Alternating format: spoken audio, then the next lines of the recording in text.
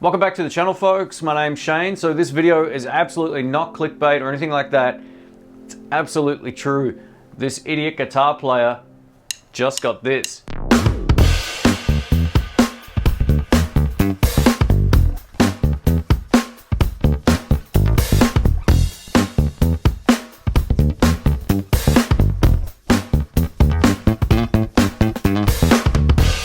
So in terms of the hi-hats, do they just sit like this? It feels weird that it just sits without anything, the bottom one. And then the top one has, I've got the other half that I showed you before on the bottom mixed with that. Is that all it is? It kind of works. All right, so thank you, Dean. I think I've got it right.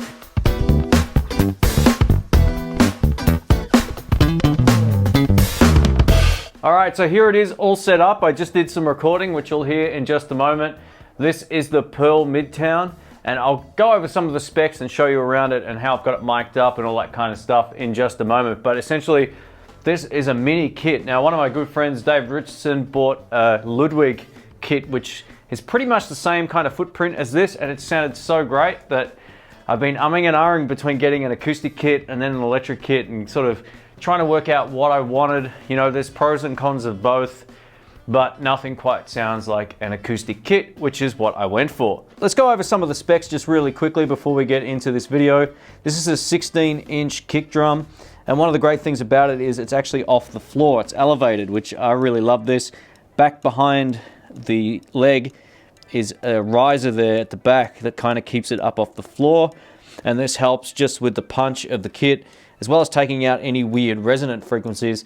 I do have a small pillow in the kick drum as well, just to kind of deaden it a little bit. I just didn't want it to be too acoustically loud in the house, and that made a huge difference. So yeah, I really dig it. Now the Pearl Midtown snare is 13 inches, as well as the floor tom sitting over there, which I need to tune properly. And just a warning, guys, I haven't tuned this up properly. I'm a guitarist, so I've just basically assembled it and tried to get it to sound okay for this video. We also get a 10-inch tom, and this kit only comes with one. So if you're looking for a second tom, you'll have to buy that additionally. For me though, yeah, I don't really need too much of a drum kit, being that I can barely play. Now this color is called Black Cherry Sparkle, and I think it looks really, really nice. Let me know what you think. And I can hear my voice coming back through the floor tom, which means it's probably not tuned correctly. Now in terms of the cymbal pack, I went for one called the PST5 from Pasty. Hopefully that's how you pronounce that as well. It's probably something like Piasti or something, but yeah, this is a 20-inch medium ride cymbal. And actually I think it sounds good. You're only going to hear this over my shirt mic.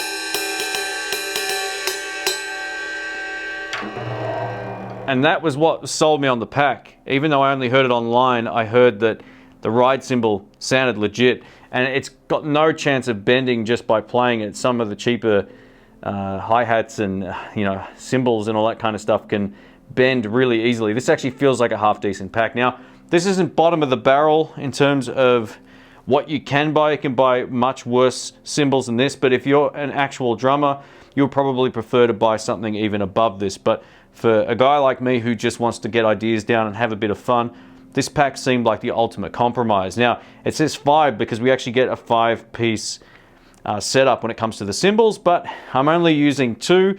I feel like the rest of it was overkill for what I want to play.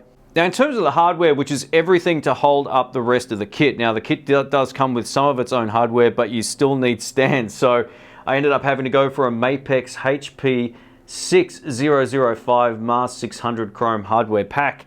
And yes, I read that off a sheet because I could never remember it.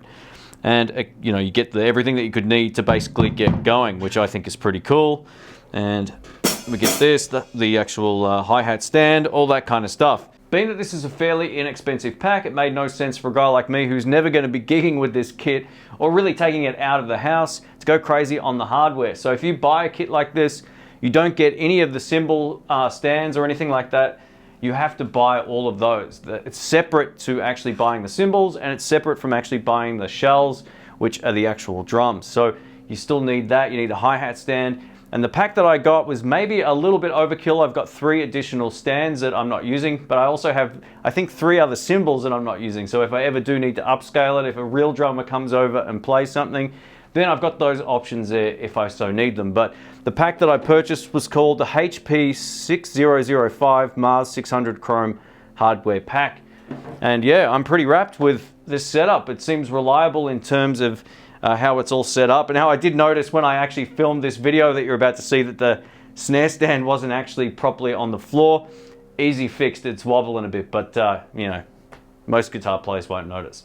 Now the idea for me is to record the kit as quickly as possible without having to continually change sound cards or do something like that on my computer, or bring in lots of different mic stands or mic clips.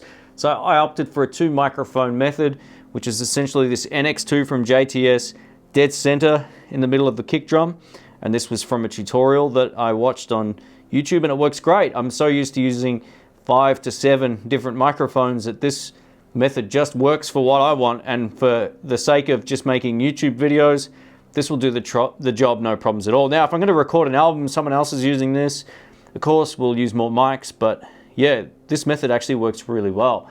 Above the kit we have the Rode NT2A microphone in cardioid polar pattern mode, which means it's only picking up what is under it, and I've got it centered pretty much in the middle of the kit, just to give it a very even sound. Now being that I'm only using the 2 microphones, this will make the tracks for the drums mono, but no big deal, right? I'm usually adding a couple of layers of guitar and I can pan those out and get the stereo effect this way. Now if you want to go a little bit more in depth than this, the 3 method might be the way to go.